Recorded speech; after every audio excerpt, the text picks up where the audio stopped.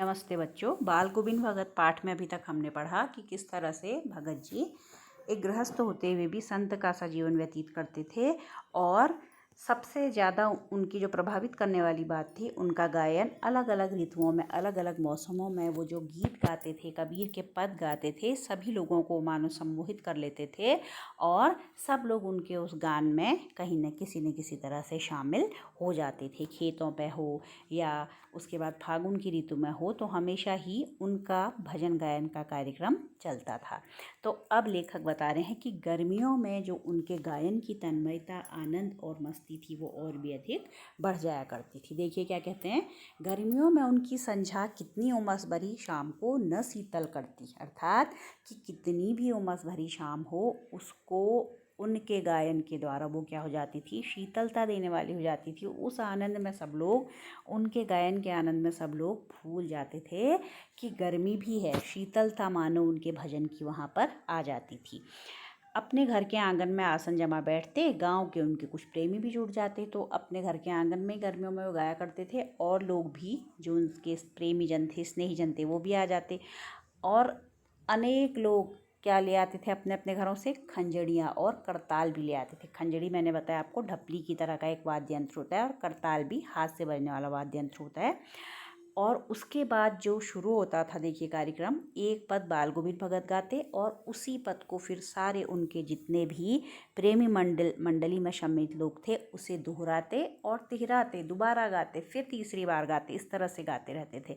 और गाते गाते बच्चों जब जोश बढ़ने लगता था तो क्या होता, धीरे धीरे उनका स्वर ऊंचा होने लगता था। एक निश्चित ताल, एक निश्चित गति से सुर ऊंचा होने लगता था, आवाज़ ऊंची होने लगती थी। और उन सुरों के उतार चढ़ाव में ही श्रोताओं के मन भी आनंद से भरने लगते थे, ऊपर उठने लगते थे। धीरे धीरे कह रहे हैं, मन तन पर हावी हो जाता, अर्थात जो है मन का जो आनंद था, मन की जो मस्ती थी, वो शरीर पर हावी होने लगती थी। वो गायन ही में ही नहीं रहते, बल्कि आगे बढ़कर नृत्य भी करने लगते थे। बाल गोविंद भगत क्या करने लगते थे, खंजड़ी लेकर नृत्य करने लगते थे, नाचने लगते थे।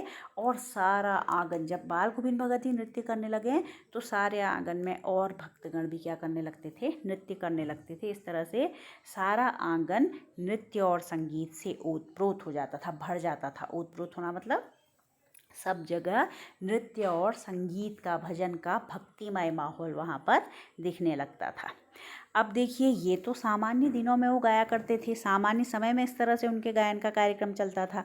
अब बात बताई गई है तब की, जबकि उनके परिवार में एक आकस्मिक घटना हो जाती। उस समय भी उनकी संगीत साधना रुकते नहीं है। क्या बताया है, देखिए, बाल गोविंद भगत की संगीत साधना का चरम उत्कर्ष उस दिन देखा गया जिस दिन उनका बेटा मरा।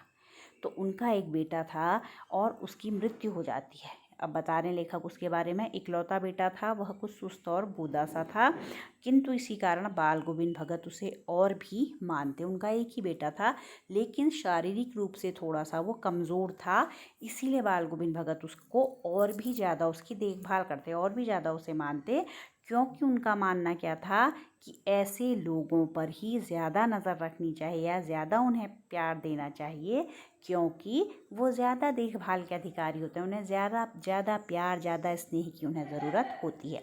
और उसकी उन्होंने फिर शादी भी कराई थी। तो कह रहे हैं बड़ी साध से, बड़ी इच्छाओं से उसकी शादी भी कराई थी।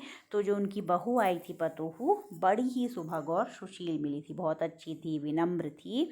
उसने क्या किया था, एक तरह से घर का पूरा प्रबंध अपने हाथ में ले लिया था, और इस तरह से भगत जी को अब दुनियादारी से काफ़ी हद तक मुक्त कर दिया था। अब और भी वो अपने भक्ति में तल्लीन होने के लिए क्या हो गए थे, मुक्त हो गए थे। ठीक है, तो देखिए, अभी तक कह रहे हैं लेखक कि उनका बेटा बीमार है, इसकी खबर रखने की लोगों को कहाँ फुर्सत। लोगों को ऐसा पता नहीं था कि उनका बेटा बीमार है, क्योंकि लोगों को क्या करना था इससे, अनेक जो लोग थे इस बात को नहीं जानते थे। लेकिन जब उसकी मृत्यु हुई तो कह रहे हैं, मृत्यु तो एक बड़ा सत्य है जिसे सुनकर सभी लोगों का ध्यान उस ओर आकर्षित हो ही जाता है। तो कह रहे हैं, किंतु मौत तो अपनी ओर सबका ध्यान खींचकर ही रहती है।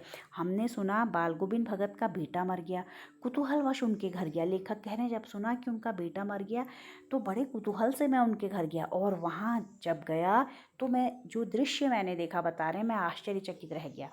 बेटे को एक आंगन में लिटाया था एक चटाई पर और सफ़ेद कपड़े से ढका हुआ था मृत्यु के उपरांत बेटे को।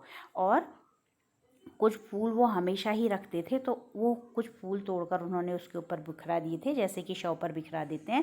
साथ ही फूल भी थे, तुलसी के पत्र भी थे, और उसके सिरहाने पर एक क्या जला दिया था, चिराग दिया जला दिया था सामने। और क्या कर रहे थे वो, सामने वो आसन जमाकर गीत गाए जा रहे थे। सबसे ज़्यादा आश्चर्यचकित करने वाली बात क्या थी कि बाल गोविंद भगत जी क्या कर रहे थे, बेटे की मृत्यु हुई है, और बड़े दंग करने वाली बात ये थी कि बाल गोविंद भगत रोने के स्थान पर क्या कर रहे थे, वहाँ पर गीत गाते जा रहे थे। लेखक ये दृश्य देखकर आश्चर्यचकित हो गए। इस दृश्य को उनकी आंखें स्वीकार नहीं कर पा रही थी। तो वो आगे कहते हैं, वही पुराना स्वर, वही पुरानी तल्लीनता, घर में पतोहू रो रही है, क्योंकि समय ही ऐसा है, वो तो रोएगी, उसके पति की मृत्यु हो गई है। वो कह रहे हैं लेकिन बाल गोविंद भगत में कोई भी अंतर लेखक नहीं देखा। वो कह रहे हैं वो उसी तरह से गाए जा रहे थे जैसे वो हमेशा गाया करते थे, उसी तल्लीनता से गा रहे थे। और पतोहू रो रही थी तो उसे गांव की स्त्रियां चुप कराने की कोशिश कर रही हैं। बाल गोविंद भगत लेकिन गाए जा रहे हैं, और गाते गाते कभी कभी अपनी वो पतोहू बहू के पास चले जाते थे और उसे भी कहते थे कि रोना नहीं है बल्कि आनंद मनाना है। क्या कहते, रोने के बदले उत्सव मनाने को कहते। क्योंकि कबीर का मानना क्या था कि व्यक्ति की मृत्यु केवल शरीर की होती है, आत्मा की मृत्यु नहीं होती, और आत्मा को तो जाकर किससे मिलना है, परमात्मा से ही मिलना है। तो यही बात बाल गोविंद भगत अपनी पतोहू को भी समझाना चाह रहे थे। उसे कहते हैं कि उत्सव मनाओ, ये तो उत्सव मनाने का समय है। आत्मा परमात्मा के पास चली गई, विरहिणी अपने प्रेमी से जा मिली, तो इससे बढ़कर आनंद की कौन बात है। ऐसा माना जाता है कि मनुष्य की आत्मा हमेशा किस बात के लिए बेचैन रहती है, ईश्वर से मिलने के लिए। तो यही वो कह रहे हैं कि विरहिणी अपने प्रेमी से जा मिली, ईश्वर को पाना चाहती थी आत्मा और ईश्वर से ही मिल गई। तो ये तो आनंद मनाने का अवसर है, रोने का नहीं है। तो लेखक उन्हें देखकर बहुत ज़्यादा आश्चर्यचकित हो जाते हैं। एक ऐसा व्यक्ति जिसके बेटे की मृत्यु हुई है, वो इतना ज़्यादा कठोर हो जाए, सामने वो कहे उत्सव मनाने को, ऐसा कैसे संभव है। ये सब लेखक सोच रहे थे। और वो सोचते हैं, कहते हैं मैं कभी कभी सोचता यह पागल तो नहीं हो गए हैं। लेखक को लगा ये पागल तो नहीं हो गए जो ऐसी बातें कर रहे हैं। लेकिन कहते हैं फिर, किंतु नहीं, वह जो कुछ कह रहे थे उसमें उनका विश्वास बोल रहा था। कह रहे हैं जो कुछ वो कह रहे थे उनमें उनका विश्वास था, उनके अंदर एक विश्वास था कि आत्मा हमेशा परमात्मा से जाकर मिलती है मृत्यु के उपरांत। तो वो तो अब मृत्यु जब उसकी हो गई तो शरीर से मुक्त हुआ उनका पुत्र, और मुक्त होकर किससे मिल गया, परमात्मा से। यही विश्वास किसके अंदर था, बाल गोविंद भगत के अंदर। इसलिए वो बिल्कुल भी हृदय से दुखी नहीं थे।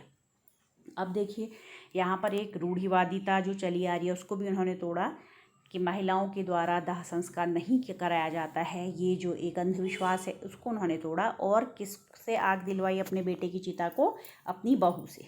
सुनिए आगे, बेटे के क्रियाकर्म में तूल नहीं किया, मतलब बहुत सारे लोगों को उन्होंने बुलाया नहीं, और अपनी बहू से ही कहा कि तू ही इसकी चिता को आग दे।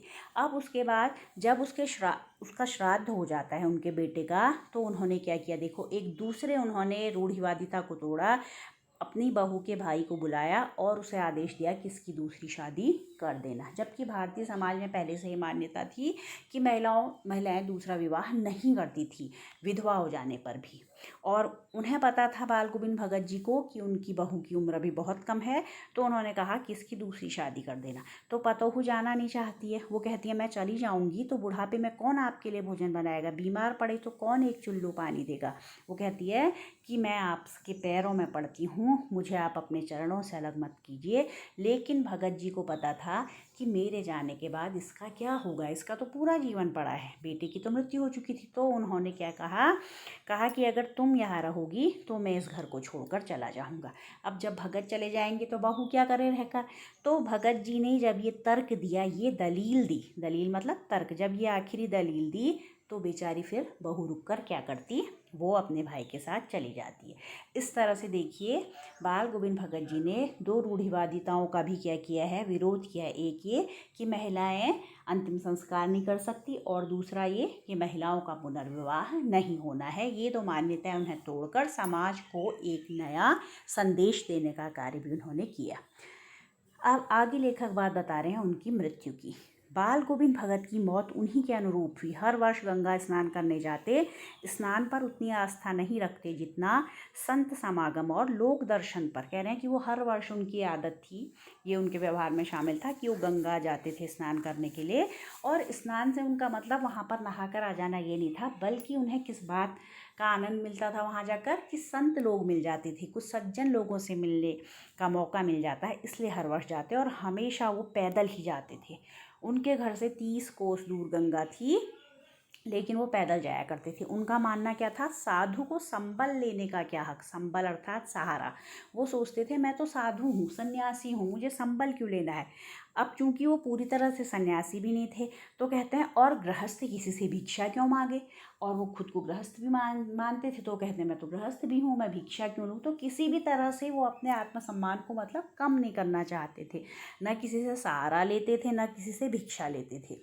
तो क्या करते थे, वो पूरे रास्ते भर वो भूखे रहते थे, घर से खाकर जाया करते थे और घर पर आकर ही खाते थे जब भी वो पहुँचे, भले ही कितने दिन बीत जाएं। रास्ते भर क्या कर काम रहता था उनका, खंजरी बजाते गाते, जहाँ प्यास लगती पानी पी लेते थे।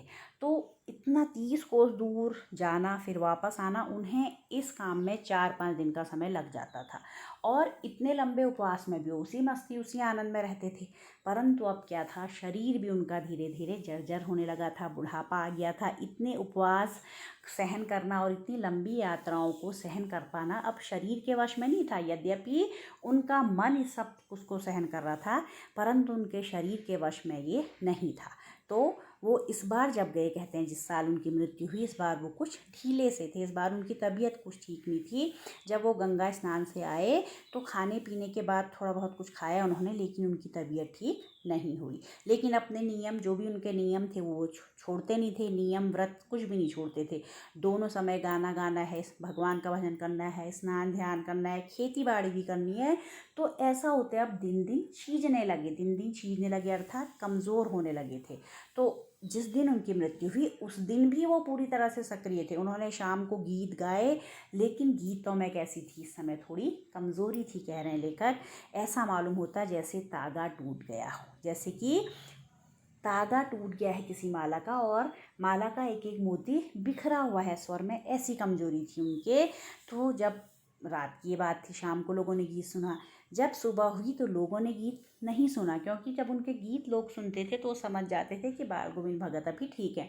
सुबह जाकर जब लोगों ने उनका गीत नहीं सुना तो जाकर देखते हैं लोग, और देखा कि बाल गोविंद भगत नहीं रहे, सिर्फ उनका पंजर पड़ा है। पंजर यानी मृत शरीर। तो वहाँ लोगों ने देखा कि अब बाल गोविंद भगत नहीं रहे, बल्कि केवल उनका मृत शरीर वहाँ पर पड़ा है। तो बच्चों, ऐसा था बाल गोविंद भगत जी का जीवन, जो संत होते हुए भी गृहस्थ थे और गृहस्थ होते हुए भी संत थे। दोनों ही भूमिकाएं उन्होंने निभाई और पूरे आत्मसम्मान के साथ जीवन जिया। कबीरदास जी को मानते थे तो मानते केवल कहने के लिए नहीं मानते थे, बल्कि उनके आदर्शों को उन्होंने जीवन में अपनाया था। उन्होंने रूढ़िवादिता का विरोध किया। आपने देखा इस एक प्रसंग में कि किस तरह से उन्होंने समाज में चली आ रही मान्यताओं का विरोध भी किया। तो उम्मीद है बच्चों आपको ये पाठ समझ में आया होगा। धन्यवाद।